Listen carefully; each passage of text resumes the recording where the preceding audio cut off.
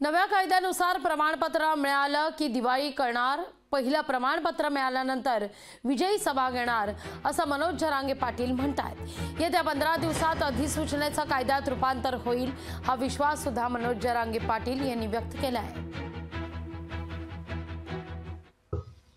आम्हाला जर धिंगाणा करायचाच असता तर त्याच दिवशी आम्ही केला असता, कारण सगळे पोरच तिथं अंतर्वाळीत तिसऱ्या दिवशी आम्ही कसं काय धिंगाणा करणार। महिला आमच्या आई बहिणी तिथं बसलेल्या असताना 2-2, 4-4 महिन्याचे लेकरच होतात, ते थंडीत वाटते त्यांना, तरी पण लेकर होती। एक माता मावली तर अशी होती, ती मांडीवरती लेकरू घेऊन बसलेली होती, त्या 4 महिने वय असेल त्या मुलाला। आईचं डोकं इतकं फुटलं की आईचं लक्ष सुद्धा राहिलं आपल्या मांडीवर पोरगं, आणि ते पोरगं पूर्ण रक्ताने भिजलेलं होतं। म्हणजे एवढं असं काय झालं होतं, म्हणून त्याला आम्ही टर्निंग पॉईंट नाही मानणार। तो खूप डाग आहे मोठा, इतकं निर्दयी सरकार मी माझ्या जीवनात कधी नाही बघितलं।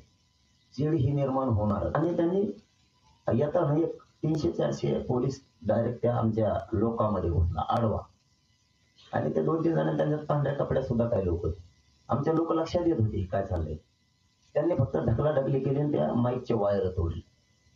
माईकचे वायर तुटले की आवाज जायचा बंद झाला, आमचा आवाज जायचा बंद झाला। त्यांच्यात एकमेकाला त्यांनी काय 1-2 चापटे मारल्या वाटतं बहुतेक, आणि ते कोपर आणतात बघा, पोलिसाला कोपर आणतात, लय नमनबाधित काही पोलीस काही आकडत होते की तुम्ही हे नका करू, ही वाईट घटना आहे, तुम्ही असं करू नका। मग काही ते कोपर आणले, पोरं 2-4 खाली पडले वरून पोलिसांना आणतो, पण एकाएकी सुरू झालं अचानक, ते इतकं युगोपाला गेलं की ते क्षण काढायचं।